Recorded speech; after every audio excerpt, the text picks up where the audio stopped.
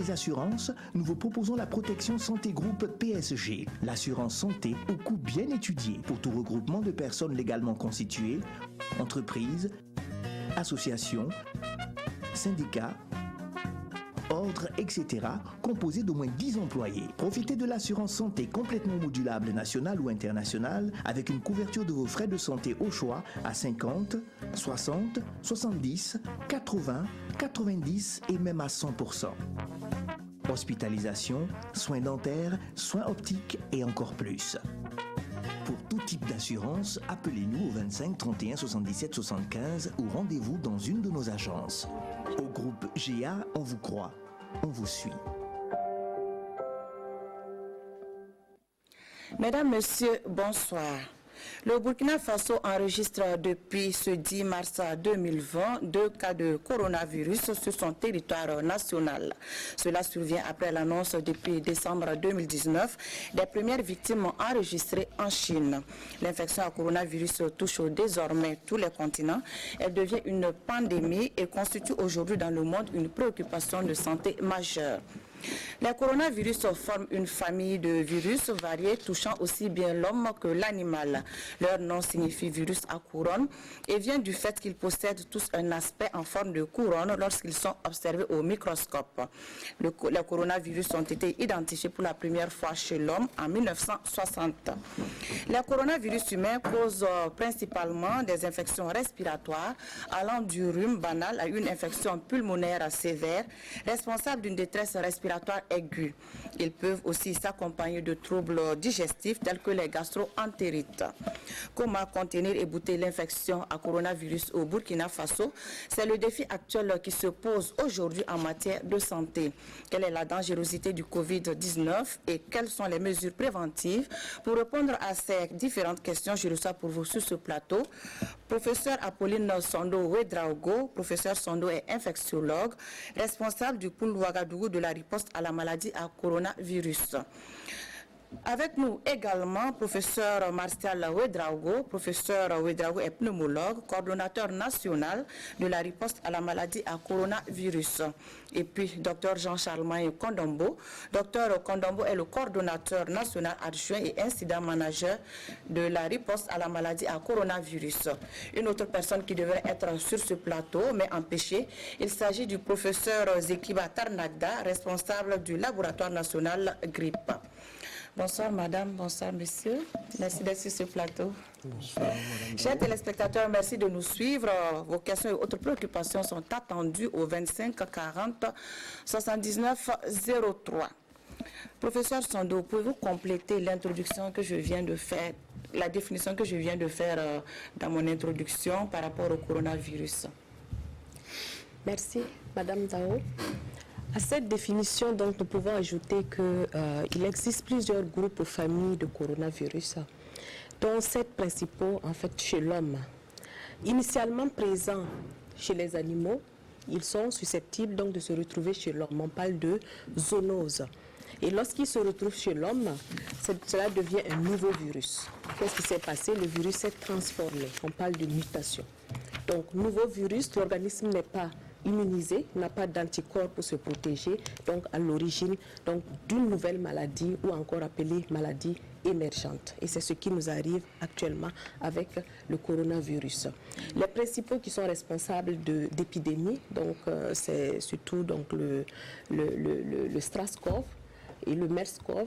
Donc, le SRAS-CoV responsable donc, du syndrome respiratoire aigu sévère, le MERS-CoV responsable donc, du syndrome respiratoire du Moyen-Orient et donc dernièrement avec donc, le SRAS-CoV-2 responsable donc, de la maladie à coronavirus. Et quelle est la maladie que ce virus transmet à l'homme, professeur? Donc, la maladie que ce nouveau virus transmet à l'homme, c'est la maladie à coronavirus, encore appelée Covid-19 en anglais. Quelle est la situation actuelle du coronavirus, docteur Kondombo? Merci, madame Tao. Il faut dire que cette maladie, à la date d'aujourd'hui, touche quasiment tous les pays, beaucoup de pays du moins. Nous sommes à 118 pays qui sont touchés, dont 12 pays donc africains. Et en termes de nombre de cas confirmés, nous sommes à 125 288 cas confirmés, avec 4 614 décès à la date d'aujourd'hui. Et au niveau africain, nous avons 134 cas qui ont été donc notifiés dans les pays africains et on enregistre à ce jour 3 décès en Afrique, 1 en Algérie, 1 au Maroc, 1 en Égypte. Et pour ce qui est donc de notre pays, il y a eu 2 fausses alertes donc, pour lesquelles vous avez suivi ont été négativées. Et tout récemment, donc, le diagnostic donc, de 2 cas confirmés par le laboratoire national de référence pour les grippes basé à Bobo-Dioulasso. Voici succinctement la situation décrite actuellement dans le monde, en Afrique et dans notre pays. Professeur Ouedraogo, comment se transmet la maladie à l'homme? Alors, elle a si bien défini le coronavirus. Il faut savoir que ce sont des bestioles qui sont initialement donc des bestioles qu'on trouve chez les animaux. Alors, par transformation, donc, ces virus peuvent donc se transmettre à l'homme. Alors, mais lorsque le réservoir humain se crée, la transmission se fait maintenant d'homme à homme. Alors, la transmission est volontairement respiratoire. Accessoirement, on décrit des transmissions par contact étroit, mais je voudrais insister sur le fait que la transmission est essentiellement respiratoire, donc d'homme à homme, qui devient maintenant le réservoir principal. Alors, la transmission peut se faire donc, par l'effort de tout, par l'effort d'éternuement, par l'éternuement et par la parole. Mais il faut savoir que par ordre dégressif, l'éternuement expose plus à la transmission que la toux qui expose plus à la parole. Donc voilà, voici comment le germe se transmet essentiellement donc, par voie respiratoire d'homme à homme, beaucoup moins par le contact physique étroit. L'inquiétude est grandissante chez bon nombre de Burkinabés quant à la présence de la maladie à coronavirus dans le pays. Les connaissances sont vagues quant aux moyens de prévention, de protection et de soins. Des Ouagalais rencontrés par Maïmouna Traoré ont exprimé leur souhait de voir ce mal circonscrire et éradiquer du Burkina Faso. Dire que je connais pas trop. Je sais que ça se transmet d'homme à homme, mais à la base, ça été transmis d'un animal à l'homme et ça s'est propagé d'homme à homme. Le coronavirus, c'est une maladie que nous tous on entend parler de ça. Voilà. Mais il paraît que c'est au Burkina Faso que ça a déjà atteint 3 ou 4 personnes comme ça, on ne sait pas. Voilà, mais ça nous inquiète beaucoup. Parce qu'actuellement, au Burkina Faso, nous, on n'est même pas en sécurité d'abord. Voilà, il y a des djihadistes qui sont là, chaque jour ça nous tue. Donc, ça même c'est déjà inquiet pour nous. On vient d'entendre l'arrivée du coronavirus au Burkina Faso. Je ne sais pas ce qu'il est. Je ne puis même pas savoir ce qu'il est. Mais néanmoins, je ne peux pas dire que nous ne sommes pas inquiets. Nous sommes inquiets parce qu'on entend parler de ça à l'extérieur, qui ravage de nombreuses personnes. Donc nous sommes très inquiets de cette maladie. Pour moi, le coronavirus est une maladie contagieuse. Il est très grave, en train de contaminer les gens. Pour nous voulons que Dieu nous aide pour que cette maladie disparaisse dans notre pays et dans tout le monde entier, naturel. Bon, le coronavirus, on entend parler du coronavirus. Bon, on sait que c'est une maladie, mais on ne sait pas comment ça se manifeste. Si on entend parler de ça sur les réseaux sociaux, on voit des publications concernant le coronavirus. On a appris qu'il y a un cas confirmé de coronavirus au Burkina. Mon souhait est que ça se limite là. La maladie nous fait peur.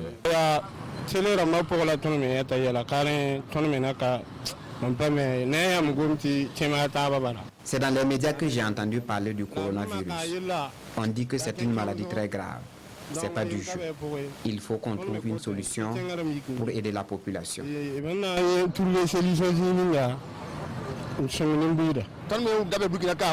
Depuis que le Burkina est atteint, on a peur et on ne sait pas comment s'y prendre. C'est juste notre commerce, C'est juste sur la famille, il y a tout ce qui est là. Ça veut dire, bon, actuellement, personne n'est en sécurité. Comme c'est une maladie contagieuse, on ne sait même pas comment ça vient, ça se transmet, comment on ne sait pas. Donc ça fait que, sincèrement, ça ne va pas. Nous avons peur de cette maladie parce qu'on ne sait pas ce qui va s'arriver. De la manière que ça se manifeste, en tout cas, c'est inquiétant aussi. Mais comme nous ici, c'est en Afrique, là, bon, en tout cas, moi, je ne m'inquiète pas.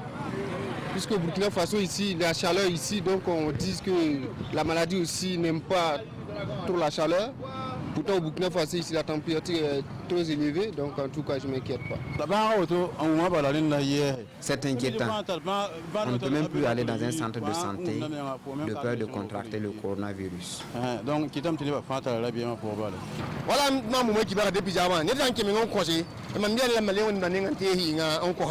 Depuis que la maladie est là, si quelqu'un veut tousser dans mon taxi, je lui dis de sortir sa tête hors du véhicule pour tousser. On n'en sait jamais. S'il est malade, il peut contaminer les autres. Quand un client tousse, on dirait que je vais fuir le laisser avec le taxi. Mais si tu le fais, il peut croire que c'est un manque de respect, alors que c'est pour protéger tout le monde. Comment faire pour se protéger? On entend les gens parler qu'il faut payer quoi. Il y a un truc qu'on met, on se couvre le nez là. Voilà qu'il faut payer ça pour se couvrir. Bon, c'est ce qu'on entend parler en tout cas. Pour le moment, on ne sait pas ce qu'il y a d'abord. De la manière que la maladie se transmet, en tout cas, il n'y a pas de mesures pour te protéger. La seule mesure qu'on peut se protéger, c'est de faire des contrôles aux personnes entrant en Afrique. Ce sont les seuls moyens que moi je peux voir. Nous devons savoir nous protéger avec les couvertes, comme les casse-nez, éviter les contacts directs avec les corps étrangers. Tout ce qu'on souhaite, que nos chercheurs, nos médecins puissent trouver rapidement le médicament pour nous épargner de cette maladie. Je prie Dieu qu'il nous aide à lutter contre cette maladie. Et j'ai foi, je crois que comme les autres maladies, on arrivera à trouver les remèdes pour cette maladie aussi. Retour donc sur ce plateau avec nos invités. Professeur Ouédraogo, y a-t-il une catégorie de personnes qui soient plus sensibles à la maladie que l'autre? D'abord, il faut déjà se rassurer. Alors, de l'histoire du coronavirus, et notamment pour cette fois-ci, on a remarqué que les enfants sont épargnés. Alors, chez les adultes, ils sont équitablement exposés, mais c'est beaucoup plus dans la transmission que dans la sévérité et dans l'évolution des cas. J'ai entendu tantôt un téléspectateur qui disait qu'on a dit que le coronavirus est très grave. La gravité est relative parce que la transmission est aérienne, elle est respiratoire. Donc elle est de transmission facile.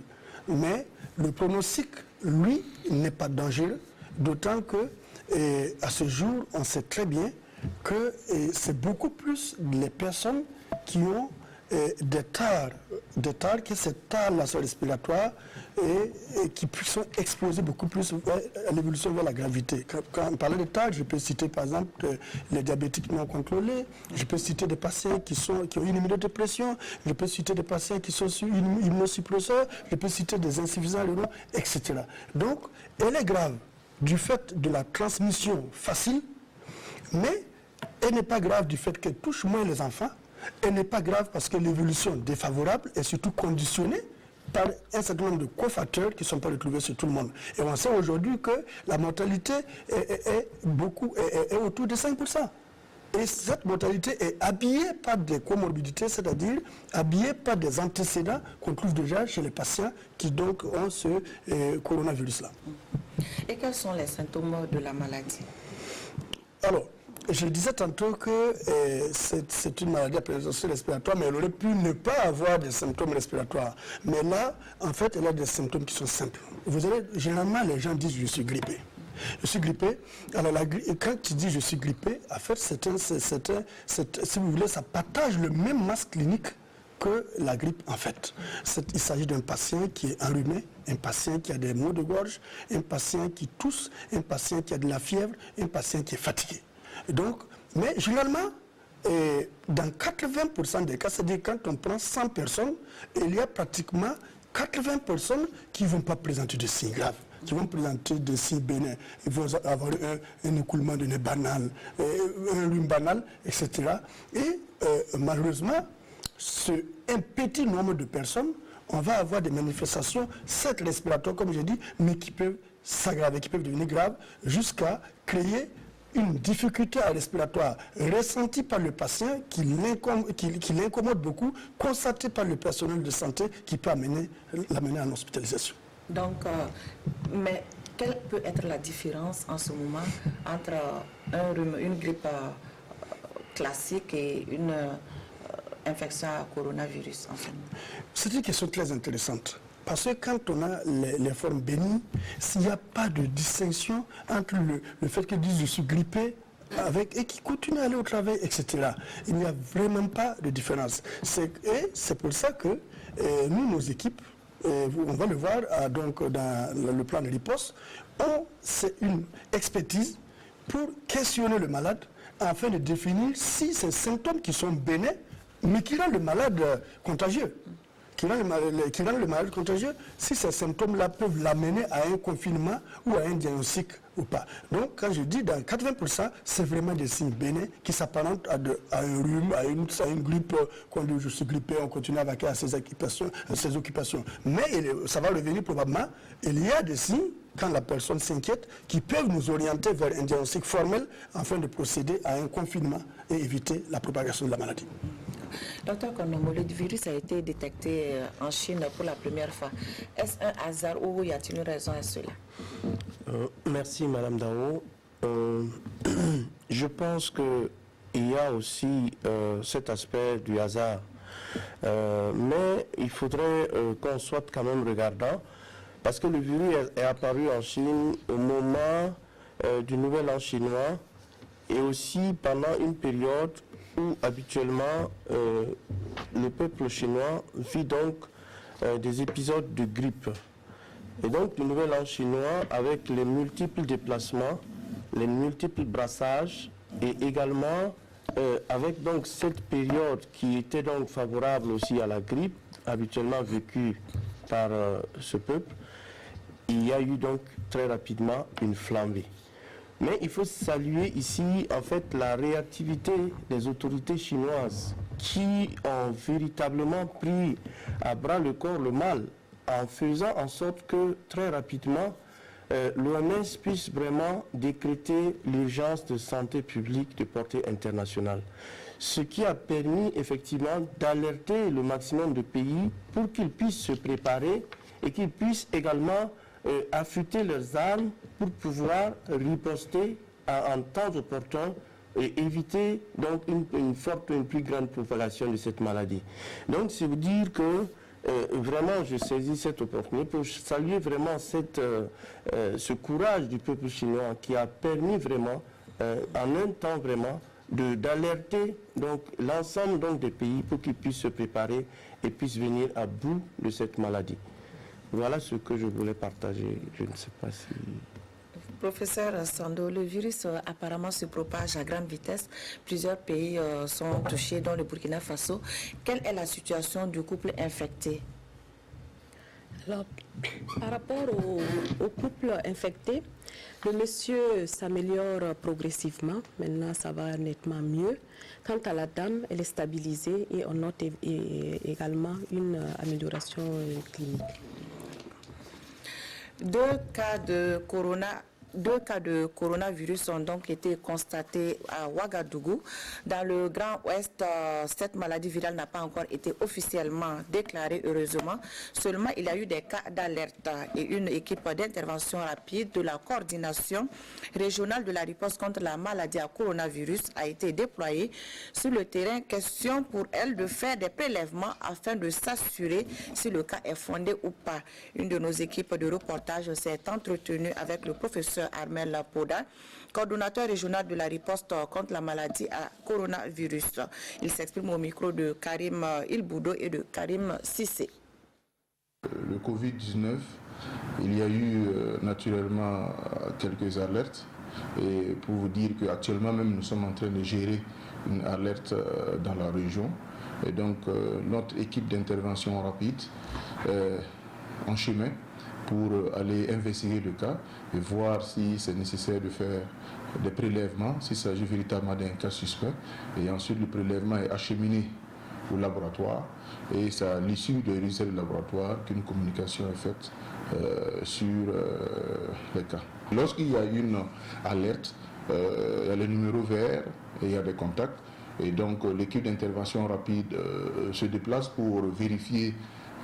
Déjà au téléphone, on a un minimum d'informations et ensuite on se déplace pour vérifier si l'information est fondée avant de faire des prélèvements. Madame le ministre de la Santé a donné les recommandations et des lignes directives qui sont suivies dans tous les pays, y compris dans notre zone. Et donc il y a des contrôles aussi bien au niveau des points d'entrée, que ce soit au niveau de l'aéroport international du Bourg-du-Lasso, mais également au niveau des zones frontalières, pour éviter qu'un cas suspect n'entre directement dans le pays sans qu'on puisse le savoir. Aussi, les directives sont données au niveau des structures sanitaires pour que chaque structure sanitaire puisse, n'est-ce pas, avoir une salle d'isolement pour permettre, au cas où nous avons un cas suspect sur place, de pouvoir le mettre en isolement, mettre en œuvre les mesures de prévention et de contrôle des infections et, n'est-ce pas, faire appel à l'équipe d'intervention rapide pour investiguer et décider de la suite à donner. Et comme vous le savez, le CHU Souro-Sanou est le site de référence pour notre zone. En tout cas, nous, en tant que personnel de santé, nous ne pouvons que rassurer la population pour dire que la majorité des cas de cette maladie, plus de 90% des cas, ce sont des cas bénins. Ce sont des cas qui ne sont pas sévères. Et même pour les cas sévères, la mortalité reste de l'ordre en dessous de 5%. Et bien sûr, ceux qui présentent des signes ou qui ont été en contact avec des sujets suspects ou confirmés doivent immédiatement se signaler aux autorités compétentes en utilisant les numéros verts. Et ensuite, s'ils sont malades, le premier réflexe véritablement pour un sujet qui pourrait être malade, c'est de porter le masque de protection chirurgicale pour déjà réduire la transmission de la maladie. Le Burkina Faso, en matière de prévention contre le Covid-19, a mis en place des dispositifs. Ces dispositifs préconisés par l'OMS sont entre autres la sensibilisation des populations et des contrôles à l'aéroport. Pour en savoir davantage, je vous invite à faire un tour à l'aéroport international de Ouagadougou et le centre hospitalier universitaire Tengango dans ce reportage signé Adama Guiti et Zalissa Sanfo. Plus de 2500 morts. La fièvre du coronavirus, encore appelée Covid-19, ne baisse pas encore. Et le vent de cette épidémie secoue le monde. Le Burkina Faso, à des milliers de kilomètres du foyer de cette maladie, n'est pas en marge. Nous sommes aujourd'hui 11 février à l'hôpital de Tengango. Un cas suspect y est hospitalisé. Voilà de quoi activer le dispositif de veille. Et c'est ici, au bâtiment 15, que le cas suspect est pris en charge. Nous avons pris des dispositions pour que le cas isolé, ou les cas qui seront isolés, restent vraiment isolés. C'est une organisation interne, et comme je l'ai dit, il y a un bâtiment qui est dédié à cela. Il y a une organisation pratique qui permet d'isoler les cas sans exposer ceux qui sont les autres patients et même le personnel lui-même.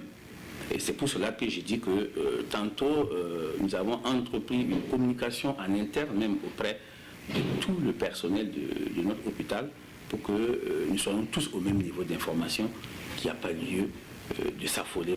Un cas suspect qui s'est avéré négatif à la suite d'examen. Et même si le dispositif repart en veille à l'hôpital de Tengango, le pays ne baisse pour autant pas les bras. Le monde est planétaire et rien n'est encore exclu. Alors, ici à l'aéroport international de Ouagadougou, l'on met les petits plats dans les grands pour se prémunir.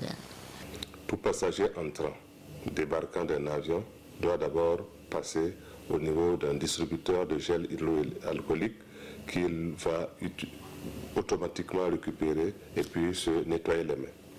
Après cela, dans le circuit, il va être flashé par des caméras, des thermomètres thermiques qui détectent l'élévation de la température. Selon le cas où la température est normale, autour de 37 degrés, il n'y a aucun indice qui va être vérifié sur le thermomètre. Mais c'est une élévation normale de température au-delà de 37 degrés. Cet individu dit suspect sera détecté. En ce moment, l'équipe du ministère de la Santé qui est sur place va le récupérer et aller au niveau du local qu'on appelle le local First Aid pour un interrogatoire approfondi. Cet interrogatoire approfondi peut aboutir à des décisions du type mise en confinement. Et là, vous avez vu qu'il y a une ambulance qui est disposée H24 qui va permettre d'acheminer le patient dit suspect au niveau du CHU de Tenganugo. Donc à ce jour, il y a ce dispositif qui est là, qui est opérationnel, H24 au niveau de l'aéroport, aérogare, passagers normaux, et au niveau du salon ministériel aussi, où un autre type de passagers sont de passage régulièrement. En plus de cela, il y a des fiches de renseignement que tous les passagers devraient renseigner. Pourquoi? Parce que ça permet, selon plus tard qu'un cas est suspecté, que l'on s'intéresse à ses voisins de siège dans l'avion. Des règles qui paraissent banales, mais elles répondent aux normes internationales, en l'occurrence celles de l'OMS. Les dispositions de l'OMS sont des dispositions au niveau mondial où tout le monde doit respecter les mêmes règles. C'est des règles à minima. On peut aller au-delà si on voulait. Mais à minima, déjà, c'est des précautions de base. Aujourd'hui, le Burkina n'est pas forcément plus épargné qu'un autre pays. Mais le Burkina a mis les dispositions ou les dispositifs qu'il faut pour que, en réponse à un cas suspect, on puisse apporter des réponses idoines. Dispositifs préventifs et curatifs aussi. À l'hôpital de Tenganugo, l'équipe technique est prête à parer à toute éventualité. D'abord, en termes de compétences, il n'y a aucun souci à ce niveau à se faire. Nous avons les profils qu'il faut et le personnel, en tout cas suffisamment compétent pour la prise en charge. C'est peut-être en termes de moyens. C'est là où je dirais, parce que l'arbre ne doit pas cacher la forêt, il y a des réalités qui sont que nous avons des besoins exprimés pour pouvoir éventuellement assurer cette riposte-là que nous attendons toujours au niveau du CHU Tenganugo. Et j'espère que dans un bref délai, ces besoins en termes d'équipement et en termes de consommables vont être satisfaits rapidement pour que nous puissions dire vraiment que nous sommes... Mais on ne peut jamais être à 100% prêt devant une chose qui est évolutive et qui peut à tout moment montrer de nouvelles facettes. Prêt à agir, prêt à répondre. Mais le souhait de tous, c'est que le Covid-19 ne traverse jamais les frontières du Burkina, car en matière de santé, mieux vaut toujours prévenir que guérir. Professeur Ouedraogo, nous venons de voir les dispositifs mis en place au niveau de l'aéroport international de Ouagadougou, qui a montré un peu ses limites parce qu'apparemment, cela n'a pas pris en compte le temps d'incubation de la maladie. Cela explique pourquoi le couple infecté s'est retrouvé à Ouagadougou sans problème. Ils sont passés à travers le dispositif sans problème et maintenant développer la maladie. Donc, comment faire pour prendre en compte ce temps d'incubation? Alors non, ce n'est pas qu'il y a eu une faille au niveau du dispositif de l'aéroport. Comme vous l'avez si bien dit, la maladie a un temps d'incubation, c'est-à-dire qu'un temps qui va donc de la contamination à l'expression de la maladie qui peut durer en moyenne de 14 jours. Mais il se peut qu'un malade se présente à l'aéroport en période d'incubation. C'est-à-dire que le gène est dans l'organisme, mais il n'est pas encore en train de donner des signes. Mais évidemment, quand cette personne se présente à l'aéroport, évidemment, cette personne n'a aucun signe respiratoire, cette personne n'est pas fatiguée, cette personne n'a pas de fièvre, cette personne n'a pas de céphalée. Mais il reste qu'il y a une fiche de remplissage qui donc donne les facteurs de risque de développer la maladie à coronavirus.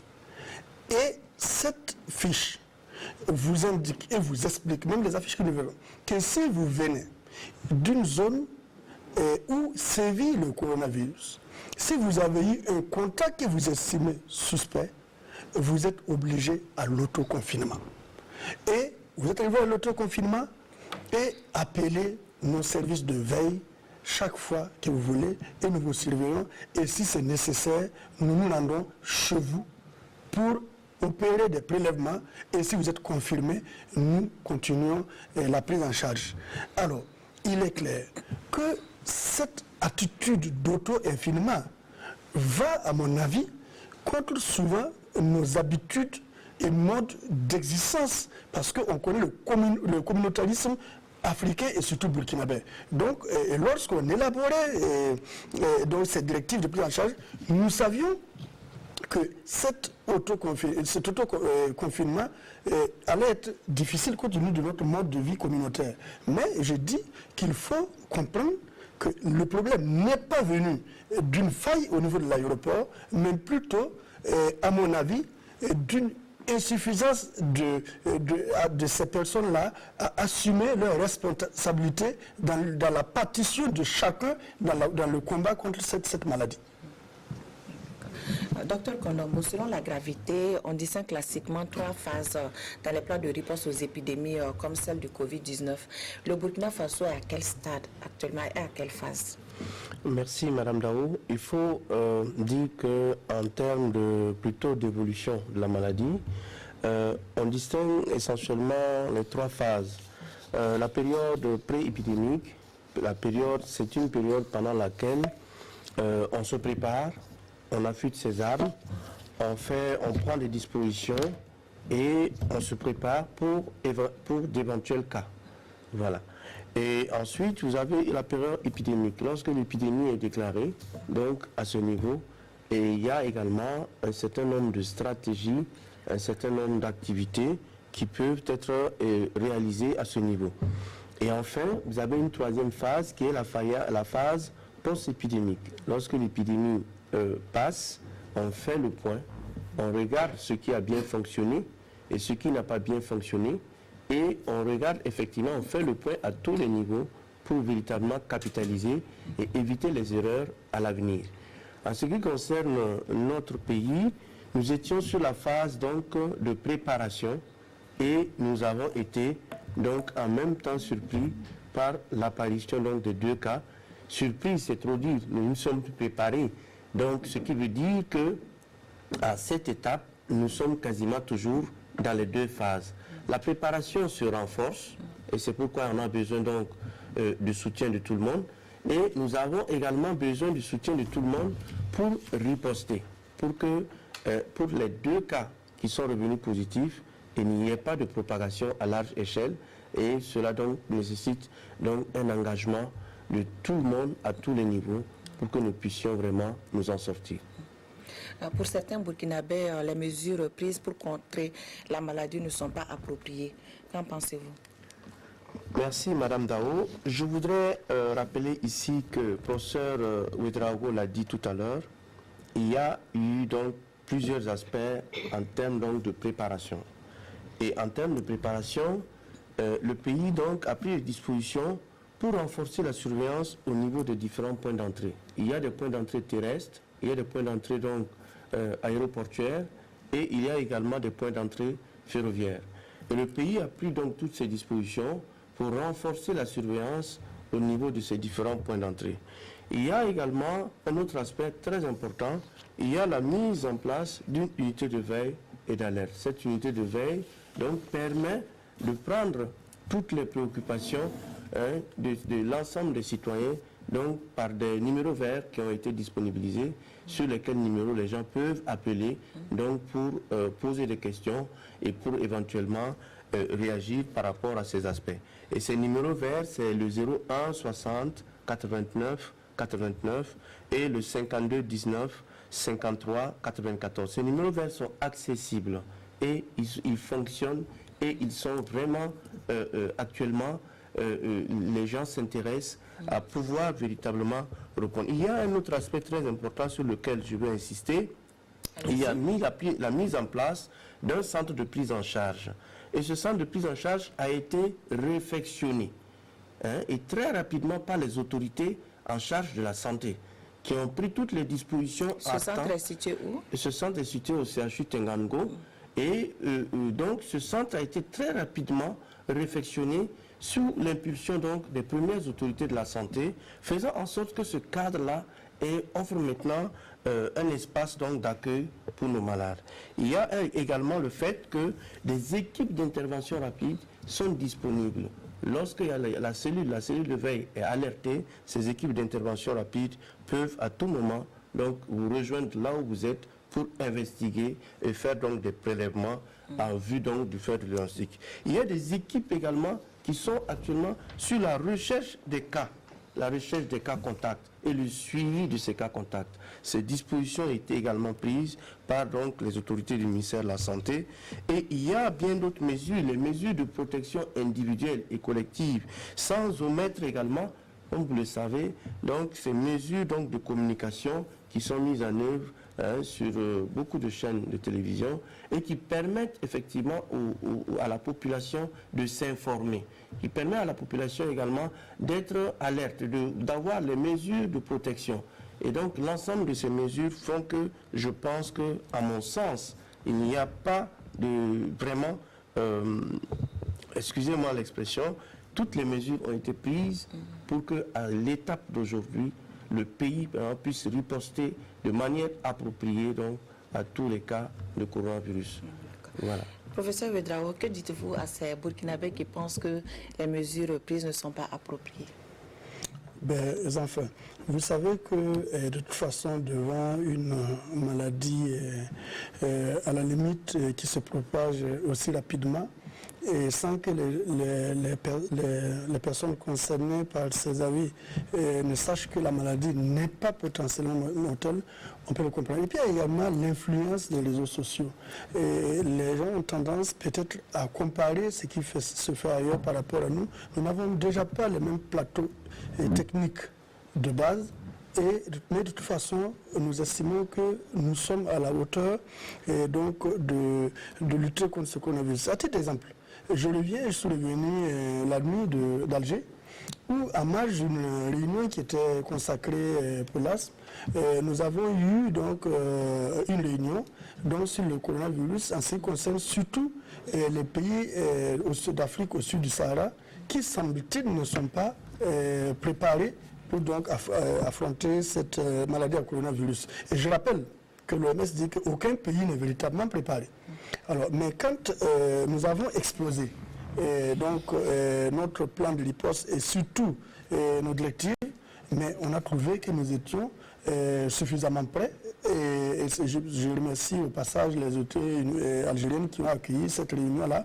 Et les deux cas qui sont survenus ont montré que nous étions capables, d'autant que les cas sont efficacement pris en charge, les cas contacts ont été recherchés et retrouvés et sont sous surveillance, et depuis lors, de toute façon, en dehors de ces cas contacts, qui donc vis-à-vis de ces patients qui ont été confirmés, nous avons plusieurs interpellations qui sont faites, plusieurs interpellations qui sont résolues par jour, et Dieu seul sait, c'est que l'équipe abat comme travail pour que les Burkinabés soient rassurés.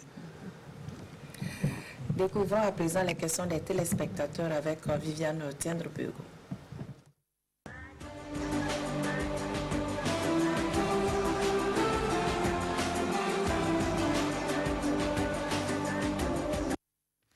Alors, c'est un sujet qui intéresse beaucoup les téléspectateurs. Monsieur Aruna Toé, lui, se demande si les lieux de culte ne peuvent pas être des sources de propagation du Covid-19. Et dans cette mesure-là, il se demande pourquoi la restriction gouvernementale de regroupement ne concerne que des spectacles et pas des lieux de culte comme les mosquées et les églises. Madame Irma Ouédraogo dit qu'elle a constaté que les Burkinabés, du moins beaucoup d'entre eux sur les réseaux sociaux, pensent que la prière peut les guérir. Que répondez-vous en tant que praticien à ceux qui pensent que la prière peut guérir du coronavirus? Et elle se demande s'il faut aller directement à Yalgado ou dans une clinique en cas de suspicion de coronavirus. Monsieur Lassina Traoré est ambulancier à Kamti et il est inquiet. Dans ce contexte de Covid-19, comment faire bien son travail sans donner au malade à évacuer l'impression qu'on le fuit, qu'on le délaisse? Quel conseil est-ce que vous donnez à tout le personnel en cas de suspicion de coronavirus? Comment eux, ils doivent se comporter? Monsieur Adama Compaoré, lui, est satisfait de la communication faite autour de Covid-19, mais au regard de la rupture, par exemple, en masques, est-ce qu'il y a des possibilités de distribuer gratuitement les masques, surtout aux populations vulnérables? Son autre question, au cas où un responsable de famille est mis en quarantaine, est-ce qu'il y a des mesures qui sont prises pour subvenir aux besoins de sa famille, un accompagnement, du moins pour ceux qui sont responsables de famille? Monsieur Sriki Nikiema, lui, il est AIS à Bobo-Dioulasso. Il a une suggestion que l'on implique les AIS dans la sensibilisation dans les lieux publics comme les marchés et les yards. Il pense même à une éventualité de recrutement d'AIS. Monsieur Assimi Diallo, lui, nous suit à Bogandé et il pense que pour que la lutte soit efficace, il faut associer les vétérinaires et les agents des eaux et forêts, puisqu'on parle de transmission animale et de viande de brousse à ne pas consommer. Et il se demande au jour d'aujourd'hui quelle est la collaboration qu'il y a entre vous, professionnels de santé humaine, et ceux de la santé animale. Madame Aïcha Lalogo est à Bourmo. Elle aimerait savoir quelles sont les précautions à prendre si on revient d'une zone à risque de coronavirus. Monsieur Étienne Kagambega suit l'émission à Fadang Gourmand. Il aimerait savoir si ce coronavirus-là est si dangereux que ça pour les populations du Sahel où il fait très chaud. Il a entendu dire que le virus ne survit pas au-delà de 20 degrés et sa question c'est est-ce que cela est vrai? Si ce n'est pas vrai ou si c'est vrai, est-ce qu'on peut conseiller aux populations des bains chauds ou un ensoleillement, s'exposer au soleil par exemple, pour éviter le Covid-19 ou lutter contre le Covid-19? Monsieur Soumaïla Ouedraogo est à Fada. Lui, il a entendu beaucoup de rumeurs par rapport à la prévention ou au traitement du Covid-19.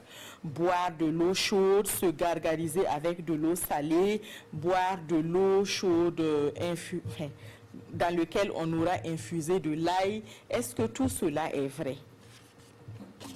Monsieur Sanogo, lui, est à Tampuy.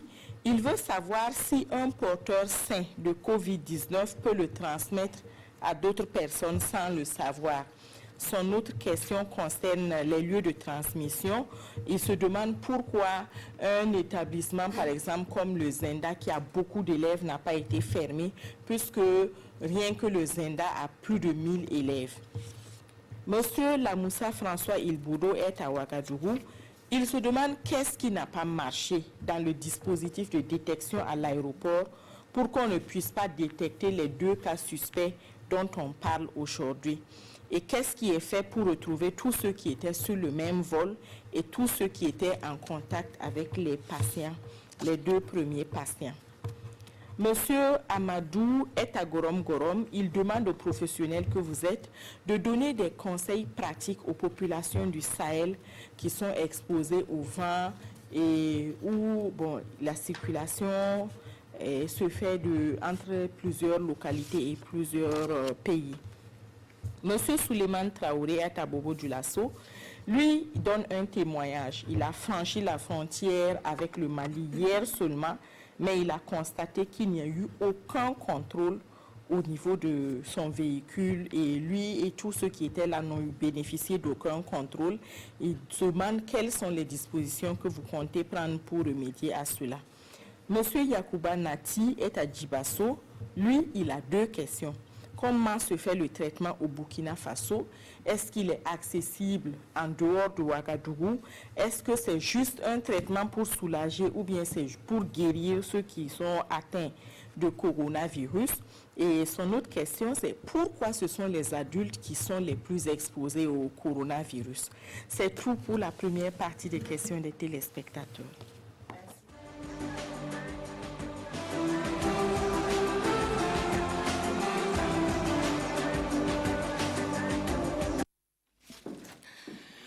question des téléspectateurs. Pourquoi les lieux de culte ne sont pas fermés?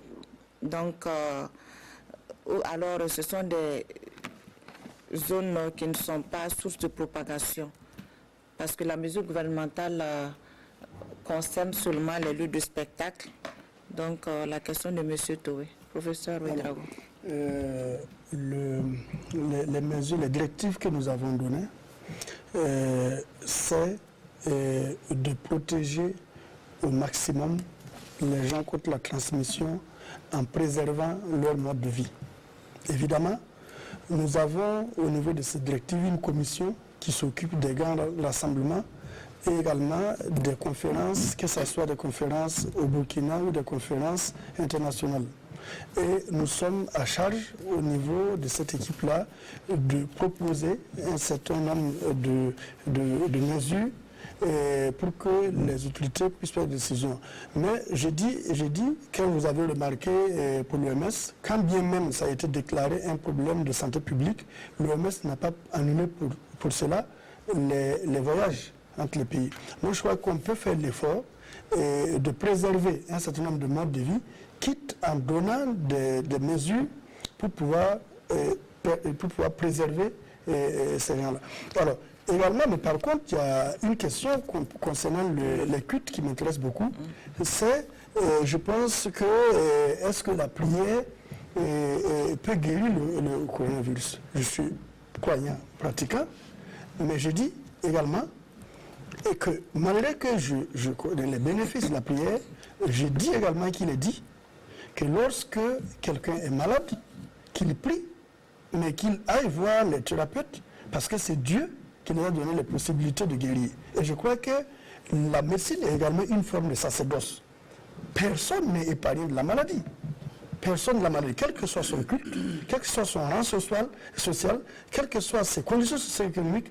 Et je dis, il est très clair que, en tout cas de l'éducation religieuse que j'ai, c'est que œuvrer pour la santé est également une forme de sacerdoce. Et la maladie est une chose qui est admise par les Écritures saintes, que nous soyons dans la religion chrétienne, que nous soyons dans la religion musulmane, même dans ces livres saints, il y a des maladies qui reviennent tout le temps. Il y a la notion de maladie qui revient et la notion de médecine qui revient. Donc je crois qu'il ne faudra pas faire de l'amalgame. Je pense tout simplement qu'il faut rester réaliste. En cas de suspicion, où est-ce qu'on peut, où il faut aller à Yalgado, professeur Sando? Ok. Alors, en cas de suspicion, il y a des directives par rapport donc aux portes d'entrée. Lorsqu'on est en milieu communautaire ou bien lorsque la suspicion se fait au niveau d'un centre de santé. Donc, au niveau communautaire, il y a un numéro vert qu'on a mis à la disposition donc, de la population. En cas de suspicion, vous appelez le numéro vert. Voilà, pour que à ce moment on va déclencher donc la procédure pour pouvoir donc confirmer cette suspicion, parce que cette suspicion peut ne pas être vraie au niveau de la communauté. Voilà. Donc il ne faut pas aller directement au centre de santé, il faudrait appeler le numéro vert et suivre les instructions. Docteur Kondombo, il y a M. Lassana Traoré qui est ambulancier, qui est inquiet dans le contexte de Covid-19. Comment faire son travail sans donner l'impression aux malades qu'on a peur de lui? Merci Madame Daou. Je pense que dans notre profession, il y a des règles élémentaires que les agents de santé doivent pouvoir respecter. Et parmi ces règles, ce sont donc les règles de prévention et de contrôle de l'infection. Et donc, avec le Covid-19, c'est une interpellation que les agents de santé, à quelque niveau qu'ils se situent, qu'ils puissent respecter ces règles de prévention et de contrôle de l'infection. Et c'est de faire en sorte aussi, lorsque vous êtes en face d'un patient, cela commence par l'interrogatoire. Et lorsque vous interrogez déjà et que vous avez l'indice que le patient vient d'un pays touché, c'est donc la réserve avec le port de masque, avec donc la distance minimale de moins 1 mètre entre vous et le patient qui vont permettre déjà d'avoir une certaine réserve et de pouvoir alerter la cellule de veille et pour qu'on puisse vraiment venir vous appuyer et faire une investigation. Et donc ces mesures sont connues et donc c'est rassurer donc cet ambulancier de respecter les règles donc d'hygiène, les mesures de prévention et de contrôle, le lavage des mains comme on l'a dit, faire en sorte que lorsque vous touchez quelque chose, vous lavez vos mains à l'eau et au savon ou au gel hydroalcoolique. C'est aussi donc que les agents soient en état donc, de vigilance. En respectant ces mesures, je pense qu'il n'y a pas d'inquiétude. Donc nous sommes appelés à soigner tous les malades, donc quelle que soit leur religion, quelle que soit donc leur profession, quelle que soit leur origine, et cela c'est de notre soin. Nous avons cette obligation du devoir et nous devons donc nous assumer, donc sans panique et sans inquiétude, et faire en sorte que les citoyens puissent avoir les soins qui leur sont, qui doivent leur être donnés. Voilà. Monsieur Nikiama, il est AIS à Bobo Dioulasso. Il a une suggestion qu'on implique les AIS dans la sensibilisation, dans les marchés et à les lieux publics. Il pense même à de nouveaux recrutements d'AIS. Merci Madame Dao. Je pense qu'à tous les niveaux que ce soit, tous les agents de santé, quelle que soit leur qualification, sont impliqués donc dans le système de mise en œuvre donc, de la santé au bénéfice donc des populations. Et donc cet AIS, je pense visiblement qu'il peut se rassurer, donc qu'il est pris en compte dans le système de santé et il a sa part de contribution, sa part contributive à jouer et faire en sorte qu'il puisse accompagner donc sa formation sanitaire dans les activités de sensibilisation. Dans la même lancée, il y a M. Diallo aussi qui propose qu'on associe, professeur Ouedraogo, qu'on associe les vétérinaires, les agents des eaux et forêts à la lutte contre la maladie à coronavirus, puisqu'on dit que c'est une maladie une maladie qui passe de l'animal à l'homme. Donc, il pense que ce serait mieux que les médecins travaillent en collaboration avec les agents des eaux et forêts et les vétérinaires. Il a totalement raison. Mais ça a été pris en compte déjà dans la conception du plan de riposte. Nous avons associé, et ceux qui ont été associés le reconnaîtront, nous avons associé, et donc, quand vous parlez du professeur Zekiba, le professeur Zekiba est de la santé animale. Et nous avons associé des environnementalistes dans le cadre de la procédure One Health, parce que nous avons compris que c'est une maladie multifactorielle qui ne concerne pas seulement la santé animale, mais qui concerne également la santé humaine, j'allais dire, mais qui concerne également la santé animale, qui concerne l'environnement et qui concerne tout le monde. Et je voudrais ajouter par rapport à ce que l'incident manager a dit, qu'en fait, il est même prévu que la formation soit décentralisée jusqu'au niveau CSPS. De sorte que notre mode d'isolement, c'est quoi? C'est-à-dire qu'un malade qui rentre par un CSPS doit pouvoir être isolé et que du coup la procédure s'enclenche pour montrer qu'il est positif ou négatif. Donc c'est dire que la formation est décentralisée. Il a dit également tantôt que nous étions à la phase 1 quand du coup nous avons immigré vers la phase 2. Mais c'est dire que non seulement nous assumons efficacement la phase 2, mais nous continuons à nous assumer pour le reste de ce qui restait de la phase 1 que nous n'avions pas fait. Quelles sont les précautions à prendre si on revient d'une zone à risque, professeur Sando? Alors, donc, lorsqu'on revient d'une zone à risque, donc toujours par rapport aux directives, il faut vous signaler. Et lorsque vous vous signalez, on va vous donner des instructions par rapport à ce qu'il y a à faire. Les numéros verts. Les numéros verts. Et à partir de là, on vous dira ce que vous devez faire. Et je vais profiter en même temps répondre à un certain nombre de questions concernant donc la prise en charge par rapport donc au traitement par l'ail et l'oignon. Alors le traitement, pour le moment, il n'y a pas de traitement spécifique. Et donc, pour le moment, il faut traiter une grippe. C'est une grippe et le traitement est symptomatique. Et il n'y a pas eu de preuves scientifiques qui ont montré et qui permettent de recommander la prise de l'ail ou de l'oignon pour éviter... Et les gargarismes à l'eau salée?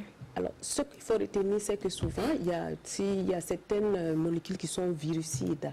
Voilà. Mais il n'y a pas eu de preuves scientifiques permettant de dire que, bon, nous ne pouvons prescrire la prise de l'ail pour permettre de contrer la maladie. Et également, pour l'ensoleillement et les bains chauds, à le faire, on risque encore d'avoir d'autres pathologies à gérer. Donc le virus a une durée de vie en milieu extérieur courte, donc il n'y a pas lieu de s'inquiéter par rapport à ça. Il ne résiste pas à la chaleur, donc pour ça, il n'y a pas de problème particulier. La recherche continue toujours quant aux porteurs sains. Pour qu'il y ait transmission, il faut que la personne excrète le virus. Et comment il excrète le virus? Ce n'est pas le gouttelette. Donc, lors de la toux, lors donc, de l'éternuement. Alors, porteur sain, on peut ne pas avoir toute cette symptomatologie. Mais la recherche, il y a des articles qui ont montré qu'il y a des transmissions qui se font, mais il faudrait d'abord que la personne puisse expulser donc, le virus pour qu'il y ait contamination. Ok, donc vous voulez revenir sur une autre question? Merci. Docteur Kondombo. Merci. Je voudrais ajouter par rapport à votre question, lorsqu'on revient d'un pays touché, il y a des mesures essentielles à renforcer. Donc, le professeur l'a si bien dit. Donc, c'est aussi une invite, profiter de votre plateau pour interpeller tous ceux qui rentrent des pays touchés par le Covid-19 de coopérer avec les agents de santé, de remplir correctement la fiche de renseignement qu'on leur donne lorsqu'ils arrivent, donc pour pouvoir faire les formalités donc, au niveau de l'aéroport. Mais également de ne pas vouloir donc, nous donner donc, des fiches qui nous déroutent très souvent lorsque ces fiches ne sont pas bien remplies. Donc le deuxième élément, c'est toujours la coopération, c'est de faire en sorte qu'ils puissent s'auto-confiner. Quand ils sont à la maison, professeur Ouedraogo Martial l'a si bien dit, ils doivent donc observer des mesures d'autoconfinement. C'est quoi ces mesures? C'est de faire en sorte qu'ils puissent protéger les autres membres de la communauté avec lesquels ils vivent, par le port d'un masque et également en évitant donc d'utiliser certains ustensiles de manière abusive, donc, et de faire en sorte également que le linge soit décontaminé avec une solution donc chlorée. Donc, et aussi avec de l'eau savonneuse bien séchée correctement, donc durant une période de 14 jours. Ils doivent aussi transmettre un relevé de température à un rythme de 2 fois par jour, c'est-à-dire matin et soir. Ils doivent prendre la température et la transmettre donc, aux agents de santé donc, qui sont acquis à cette surveillance. Donc, toute cette batterie de mesures permet, si les gens coopèrent, de faire en sorte que nous n'aurons aucune surprise. Et donc, c'est vraiment insister et profiter de cela pour que les gens soient vraiment responsables et citoyens. Et que les gens puissent vraiment nous aider donc, à ne pas donc, être source de propagation de cette maladie dans notre milieu. Merci. Professeur, vous avez ajouté? Je voudrais revenir sur la question sur l'eau chaude et également les bains. Les bains. Alors, elle a si bien dit, mais j'essaie d'enfoncer un peu plus la chose. On parle plutôt, ce n'est pas à vous cuire le corps que vous allez éliminer le virus qui est en vous. Non. On parle plutôt de température extérieure et de dessiccation. Parce que l'atmosphère humide, confinée, permet au virus de vivre plus longtemps que l'atmosphère sec et chaud. C'est pour ça d'ailleurs qu'on pense que avec l'arrivée du printemps et bien sûr chez nous les températures qui sont un peu chaudes et le climat est sec, on pense que le virus, par évolution naturelle, qui est un virus à tendance épidémique pseudogrippale, va progressivement partir. D'autant que même quand vous regardez d'ailleurs, quand on parle de vaccination pseudogrippale, généralement, c'est une recrudescence au niveau au moins hivernal. Ce n'est pas en été, en fait, qu'on fait ces vaccinations-là, c'est au moins hivernal. Donc, il faut faire attention. Ce n'est pas à se cuire le corps qu'on élimine le virus. C'est plutôt l'atmosphère qui doit être sec et chaud. Le virus ne vit pas longtemps. D'accord. Et maintenant, ça me permet de poser la question de M. Amadou qui est à Gorom. Est-ce que au Sahel, où il y a beaucoup de vent, est-ce que ces vents ne peuvent pas être des facteurs favorisants à la survenue du coronavirus? Alors, les vents en eux-mêmes ne sont pas des facteurs favorisants. Les vents en eux-mêmes, j'insiste. Au contraire, si on pense que le vent va emporter très rapidement, puisque nous disons d'aérer, et que c'est en confinement, mais peut-être tout au plus, si dans le Sahel, il fait plus froid que beaucoup plus dans les régions du Sud, on peut penser qu'il peut y avoir une plus ampleur. Mais à ce jour, j'ai dit, sous réserve du contrôle de l'incident manager, nous n'avons pas eu de grosses suspicions au niveau du Sahel, ni de cas confirmés au niveau du Sahel. Ok, M. Kampaori, Dr Konobo, on remercie le gouvernement, mais il y a des doléances qu'il demande, est-ce que ce n'est pas possible de distribuer des masques aux populations? Et puis si quelqu'un est mis en quarantaine, comment faire pour comment aider cette personne? Quels sont les dispositifs qui sont prises, les dispositions qui sont prises pour accompagner la famille de cette personne qui est en quarantaine, qui ne peut plus subvenir aux besoins de sa famille? Qu'est-ce que vous avez prévu au niveau du ministère? Merci Madame Dao. Je pense que la maladie donc, est une nouvelle maladie. Et comme le professeur l'a si bien dit, aucun pays n'était préparé à pouvoir y faire face. Et aucun État n'était préparé à pouvoir y faire face. Et ce faisant, il y a déjà des dispositions qui sont là, qui permettent déjà d'accompagner la population. Lorsque vous y allez, donc, la prise en charge des cas est gratuite. Pour tous les médicaments disponibles, la prise en charge est gratuite. Ça, c'est déjà à saluer. Et c'est aussi le personnel, la disponibilité du personnel qui est bienveillant et qui accompagne. Ça, c'est également un autre aspect également à saluer. Donc, en ce qui concerne également la restauration de tout cas donc, qui est effectivement diagnostiqué positif, donc sa restauration est assurée. Hein, donc, il est pris en charge complètement, totalement. Donc, faisant en sorte que quand même, je pense qu'il y a des facteurs vraiment qui sont à saluer. Et donc, ce faisant, je voudrais... Ok, professeur Ouedraogo, qu'est-ce qui est fait pour retrouver toutes les personnes qui sont entrées en contact avec le couple infecté, le couple malade? Ah ben, il parlait tantôt. Parce que vous avez expliqué par rapport à la personne a demandé qu'est-ce qui n'a pas marché, on a expliqué qu'il y a un temps d'incubation qui fait que tous les cas ne sont pas détectés. C'est pour ça qu'on en appelle à un civisme.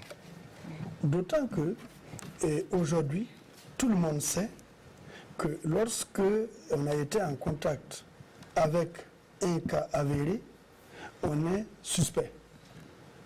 Alors, donc, ceci étant, au-delà du fait que, même si, parce que c'est humain, même si spontanément, les personnes qui ont été confirmées ne savent plus quelles sont les personnes qui étaient à leur contact, moi je pense que les personnes contacts se savent. Et aujourd'hui, c'est l'occasion encore de dire que nous appelons au sisyphisme et à l'instinct de préservation de la vie humaine. Nous avons tous une responsabilité. Ce n'est pas seulement les agents de santé, c'est les journalistes comme vous. Et bravo madame. C'est les médecins. C'est tout le monde. C'est tout le monde on doit tous buter cette maladie hors du Burkina, hors de l'Afrique, hors du monde. Mais encore faut-il qu'on puisse appliquer les recommandations communautaires qui sont aujourd'hui suivies par tout le monde. Par exemple, on peut dire tantôt, oui, on n'a pas vu ceci, mais aujourd'hui, quelqu'un a dit ici, sur les réseaux sociaux, on est au courant de tout. On sait comment ça se transmet. On sait que quand on est en contact, voilà ce qu'on doit faire. Il y a un numéro vert. Nous sommes disponibles. Nous sommes partis chez les gens à 2h du matin, à 3h du matin. Nous avons une équipe de veille qui veille 24 heures sur 24 et je défie quiconque appelle un numéro vert qui n'est pas répondu.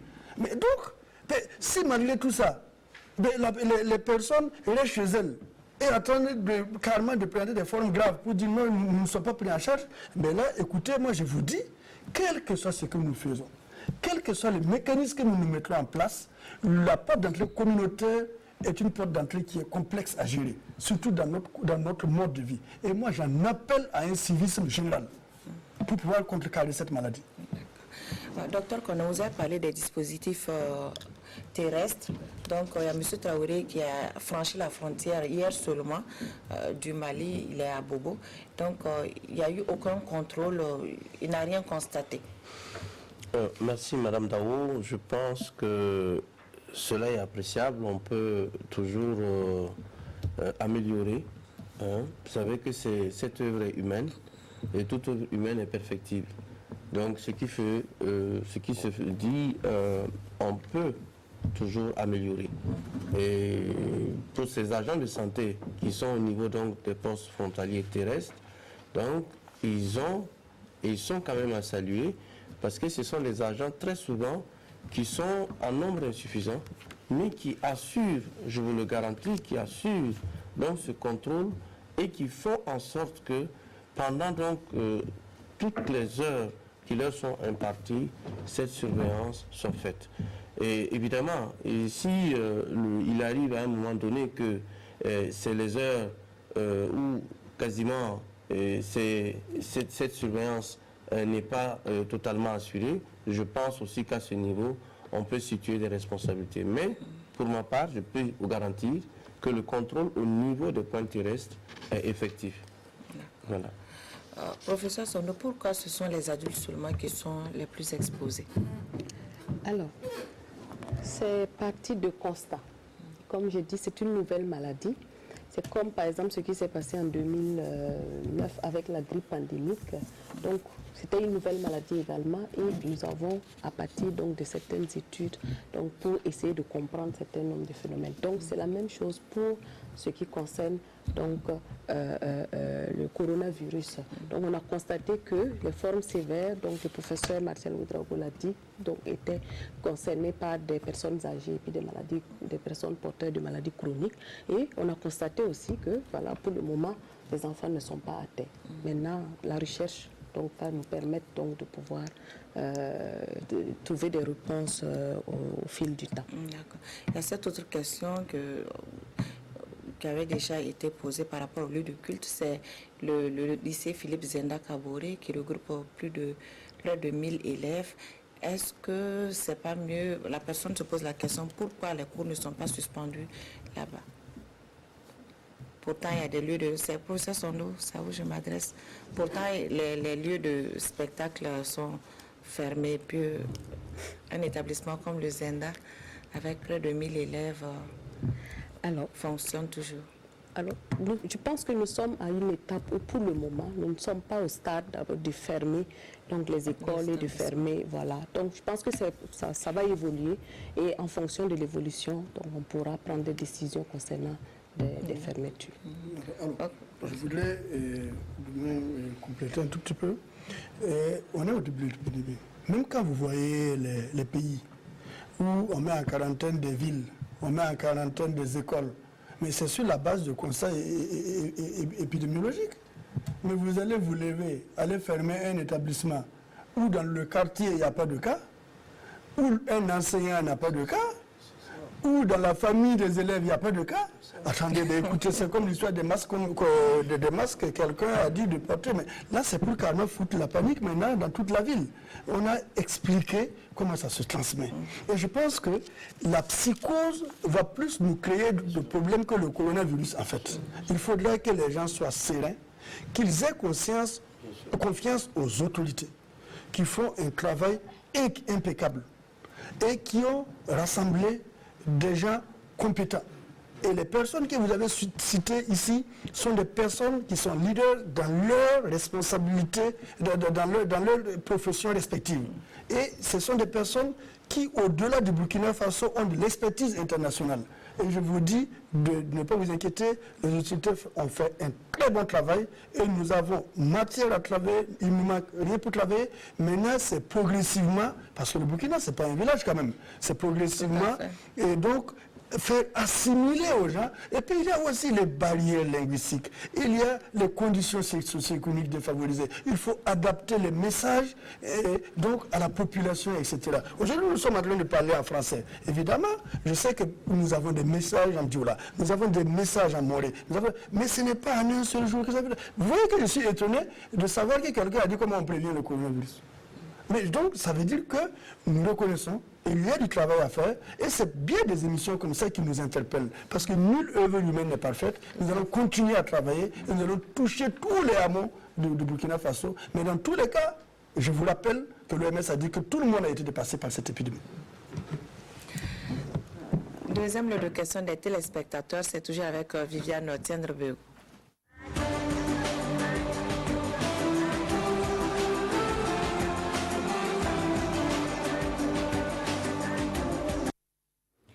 Alors, M.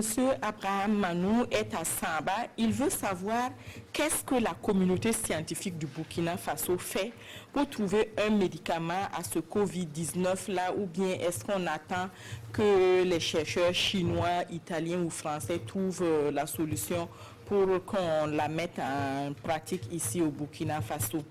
Mademoiselle Farida Compaoré, elle se demande si le Covid-19 est une maladie immunisante, si on l'a fait, c'est une fois pour toute la vie, ou bien on peut l'attraper autant de fois que possible. Monsieur Serge Traoré est au secteur 43 de Ouagadougou. Il est inquiet. Est-ce qu'il est possible de détecter la maladie chez un porteur sain rien qu'en faisant le test? Et qu'est-ce qu'il ne faut pas faire, par exemple, dans le cas du Covid-19? Par exemple, pour la dengue, on a dit de ne pas prendre de l'aspirine, de l'aspégique ou autre chose.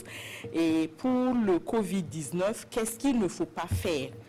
Et il aimerait que vous donniez clairement des exemples de lieux à éviter pour circonscrire l'évolution du Covid-19 au Burkina Faso.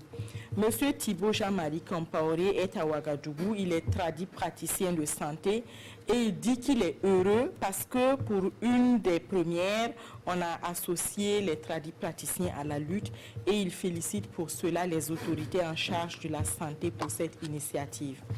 Monsieur Seogo nous suit à Ouagadougou. Il aimerait savoir si un citoyen, vous avez donné un numéro vert tout à l'heure, si un citoyen compose ce numéro vert là pour une suspicion de coronavirus depuis Diapaga, est-ce qu'il y a il est sûr qu'il aura une prise en charge dans les meilleurs délais très rapidement. Il dit qu'il n'est pas satisfait de votre réponse en ce qui concerne pourquoi on n'a pas interdit les grands rassemblements comme pour les lieux de culte et les marchés, et que ce soit uniquement pour certaines conférences et certaines manifestations dont les dates ont été reportées. Monsieur Jean Liliou est à Guiba. Il dit qu'il est sceptique quant à l'existence du Covid-19 au Burkina Faso. Est-ce que c'est vraiment vrai? Parce qu'il explique sa situation au regard du calendrier, avec le climat social qui est en surchauffe en ce moment, avec les multiples mouvements syndicaux. Monsieur Brice Dakuyo se demande si à Koudougou, où il réside, il y a des cellules de veille dont vous avez parlé tantôt dans l'émission. Est-ce que le personnel de santé dans les régions a reçu une formation adéquate en matière de prise en charge de cas de Covid-19? Est-ce que les formations sanitaires disposent d'équipements adéquats et nécessaires pour la prise en charge de cas éventuels de Covid-19? Monsieur Judikaël Doli est à Bobo-Dioulasso. Lui, sa question, c'est pourquoi il n'y a pas de représentant du laboratoire des grippes basé à Bobo-Dioulasso sur ce plateau.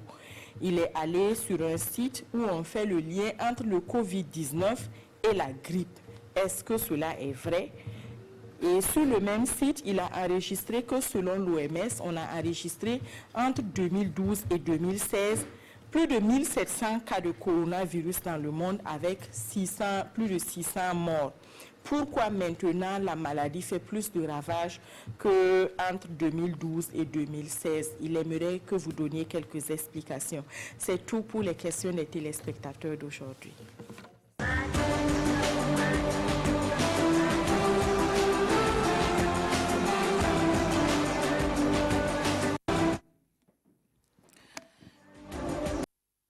Donc, dernier lot de questions des téléspectateurs. Qu'est-ce que la communauté scientifique fait pour trouver un médicament, ou alors on va attendre que les Chinois ou les Européens fassent ces travaux, fassent ces recherches pour trouver un médicament à ce Covid-19?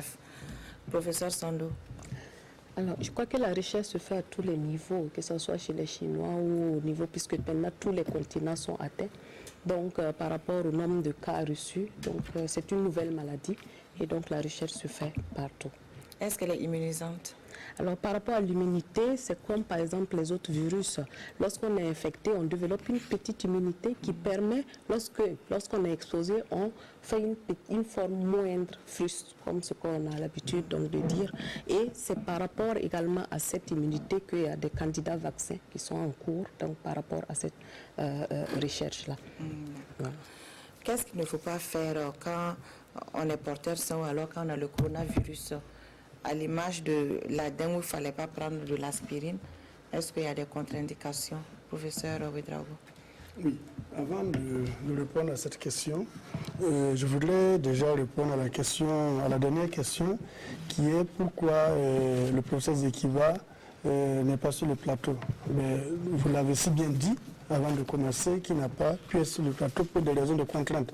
Contraintes déjà parce que je ne pense pas que l'émission se déroule habituellement un jeudi. Alors, oui, c'est le jeudi en réalité. C'est le jeudi que ça mais cette fois-ci, les préparatifs ont été... D'accord, parce que je pense que c'était mardi.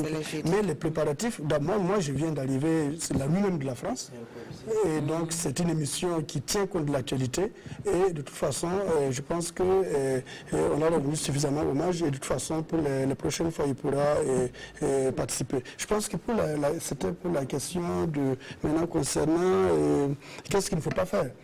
Alors, elle a bien dit ici qu'il s'agit d'un syndrome pseudo-grippal.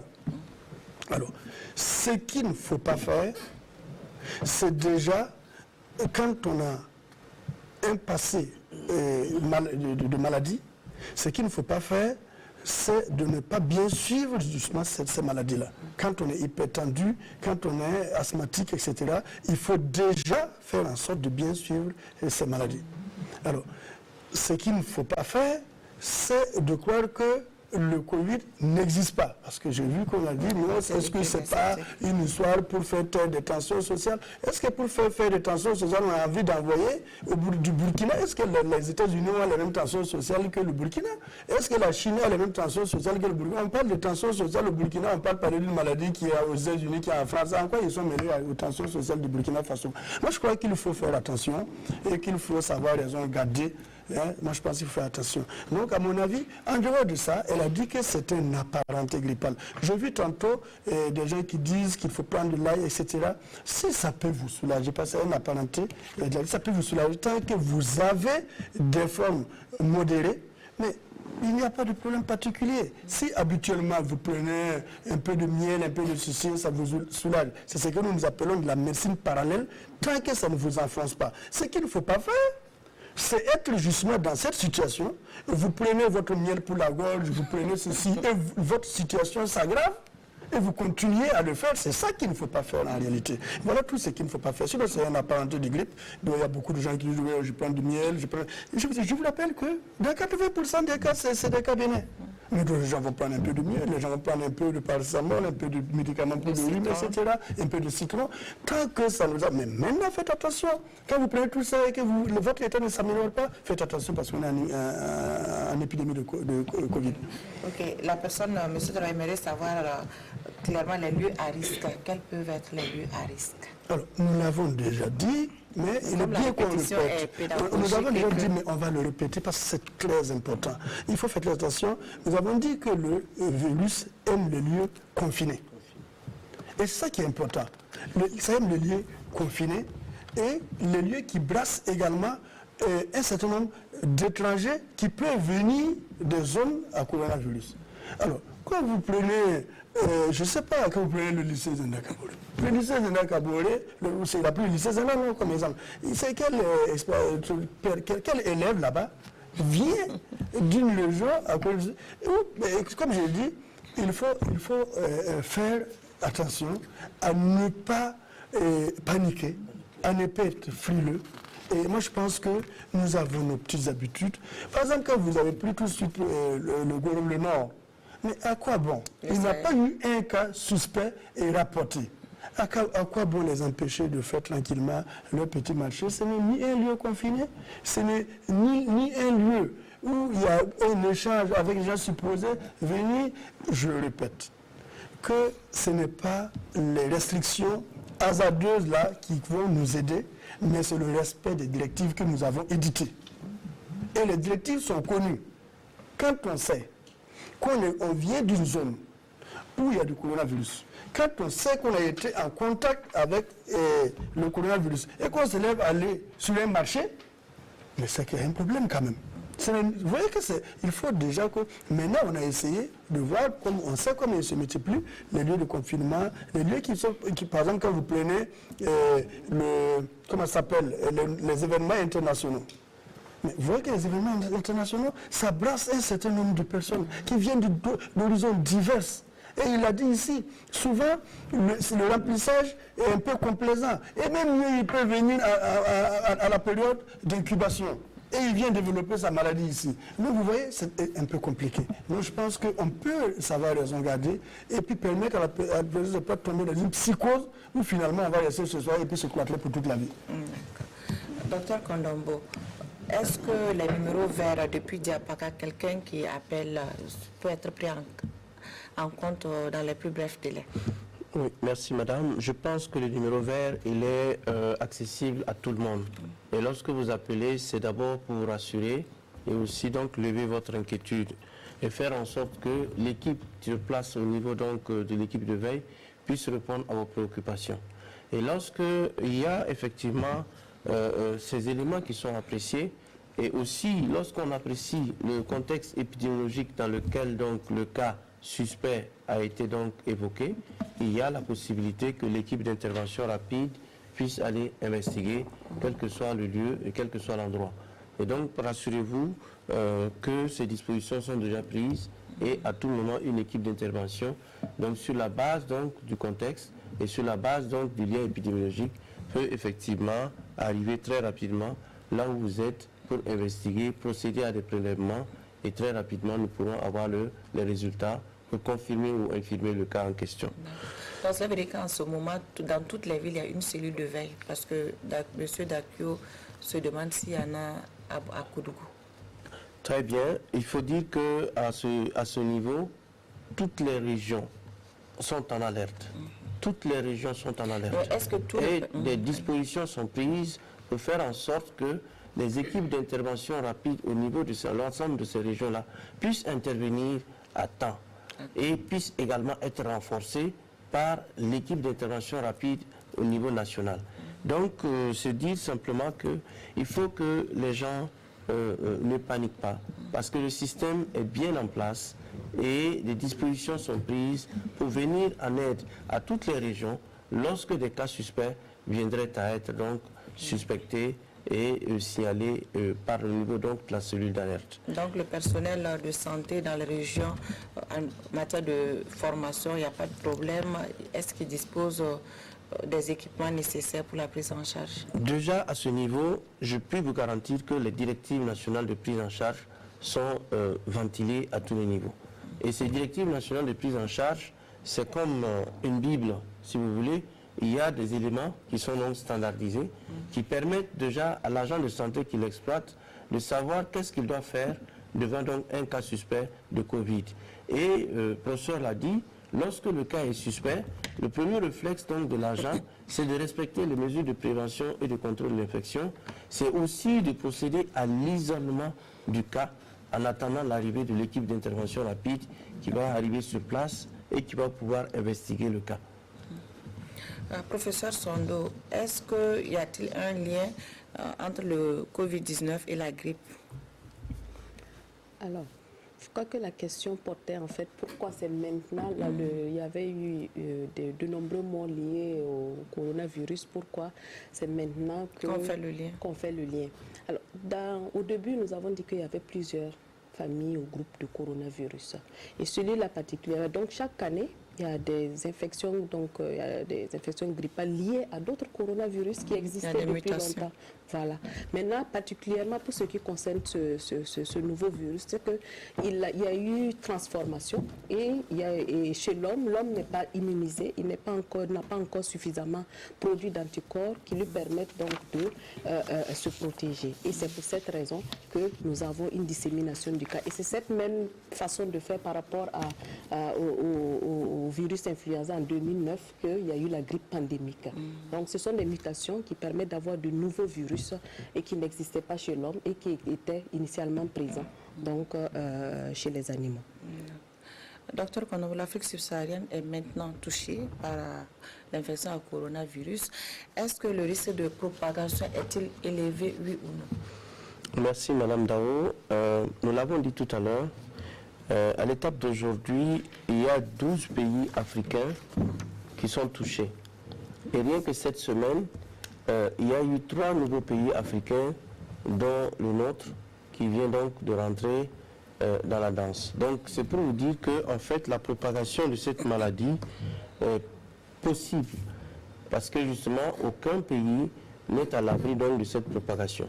Il suffit donc qu'il y ait donc un voyageur qui arrive et d'un pays touché ou qui a été exposé au cours de son voyage donc de manière malencontreuse et qui arrive, il y aura, le professeur l'a dit, qu'il y a une période d'incubation de 14 jours. Pendant cette période d'incubation, tout peut se passer. Et donc, évidemment, on peut avoir, pendant cette période-là, donc des propagations. Et je voulais également dire, il y a eu 134 cas confirmés qui ont été notés dans les pays africains. Donc, ceci signifie quand même qu'il y a, le risque de propagation est réel. D'où la nécessité vraiment de sensibiliser les populations. Pas de vaccin ni de médicaments à ce jour. Comment se protéger contre l'infection à coronavirus? Toujours avec vous, docteur Konobo. Merci. Il faut dire qu'à l'étape actuelle des choses, il n'y a pas de vaccin. Et le professeur Sondo pourra y revenir. Ce sont donc les recherches qui pourront éventuellement donc, un jour déboucher sur un vaccin. Et ce qu'il faut dire, pour l'instant, ce sont les mesures de prévention qu'il faut mettre donc en vigueur. Et ces mesures de prévention sont bien connues. Nous en avons suffisamment parlé. Il faut faire en sorte que les gens se lavent correctement les mains. Il faut faire en sorte que les gens puissent se protéger et éviter donc, lorsqu'ils sont en face de quelqu'un qui tousse ou qui éternue, qu'ils observent une distance de sécurité. Donc pour celui qui tousse ou qui éternue, il peut donc tousser dans le creux du coude, ou il peut utiliser une pochette, un mouchoir pour se moucher et il peut le détruire donc ou le jeter dans une poubelle sécurisée. Il y a un certain nombre de mesures. Il faut éviter également la viande donc de brousse, la viande de brousse, de gibier, donc mal cuit. Il faut éviter cela pendant cette période et particulièrement certaines viandes de gibier. Donc, et cela, il faut le savoir, il faut aussi que les gens... Certaines viandes comme... Et certaines viandes comme la viande la viande de serpent, etc. Donc la viande de chauve-souris, voilà. Donc il faut éviter certaines viandes que les gens adorent tant et faire en sorte que, visiblement, donc les gens puissent observer et respecter ces mesures de protection. Il faut aussi que les gens, lorsqu'ils rentrent d'un pays touché, qu'ils coopèrent avec les services de santé, qu'ils permettent donc aux services de santé de les suivre à partir de la fiche de renseignement. Et voilà ce que je voulais dire à ce niveau. Professeur Sondo. Merci. J'aimerais qu'on retienne surtout que par rapport donc au coronavirus, la maladie à coronavirus, c'est une grippe. Il n'y a pas de traitement spécifique, il n'y a pas de preuve de nos jours, de preuves scientifiques qui nous permettent de recommander ou de prescrire un traitement qui permet donc de tuer le virus et d'en guérir. Par contre, il y a les mesures de prévention que le docteur Konobo vient de dire. Et maintenant, pour le traitement symptomatique, tout ce que nous avons énuméré, on sait qu'on a une gorge irritée, on a une toux, on éternue, on a besoin d'être soulagé. Donc, les traitements symptomatiques dont on parlait, le miel, l'ail, tout ça c'est pour soulager. C'est un traitement symptomatiques. Donc il faudrait qu'on retienne ça. Et également, par rapport à la psychose, il faut, même si on présente des signes, il faut qu'on recherche toujours un lien, ce qu'on appelle un lien épidémiologique. Et c'est en contactant le numéro vert qu'il y a des techniciens qui vont rechercher ce lien-là et vous dire que par rapport à ce que vous présentez comme tableau, etc., et par rapport à ce que vous nous avez expliqué, vous êtes un cas suspect et nous allons venir pour faire ce qu'il y a à faire. Donc il ne faut pas qu'on pense qu'en présentant tout simplement un rhume, ou bien on tousse, ou bien on a une fièvre, c'est forcément ça. Il y a tout un ensemble de choses qu'il faut réunir afin de pouvoir donc dire que et c'est cela. Et je profite donc de ce micro pour remercier toutes les équipes sur le terrain, toutes les équipes à tous les niveaux de la pyramide sanitaire qui ont permis d'analyser les alertes, la riposte et d'avoir des résultats par rapport aux cas suspects et aux cas confirmés. Un clin d'œil à l'équipe de prise en charge au niveau de Tengango qui nous a permis d'avoir une équipe pluridisciplinaire que nous avons pu redéployer au niveau des différents CHU, donc l'équipe du CHU de Tengango, l'équipe du CHU de Yalgado, l'équipe du CHU de Bogodogo, l'équipe de l'hôpital de district de Pissi, qui nous a permis, ils ont mouillé le maillot et ils nous ont permis de prendre en charge les cas confirmés que nous avons donc au niveau de l'hôpital de Tengango. Et pour terminer, professeur Ouedaogo. Alors, je voulais déjà d'abord tout simplement expliquer le principe de vaccin pour que les gens comprennent. Un vaccin n'est pas...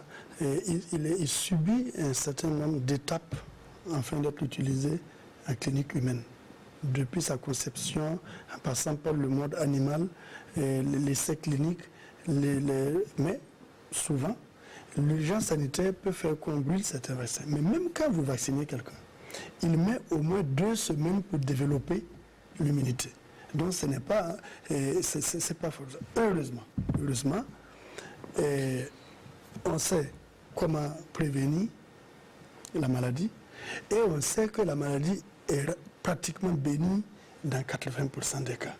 Donc comme on sait comment prévenir la maladie et on a donné ici les moyens de prévention, donc j'en appelle au civisme de tout un chacun, parce que les moyens sont là.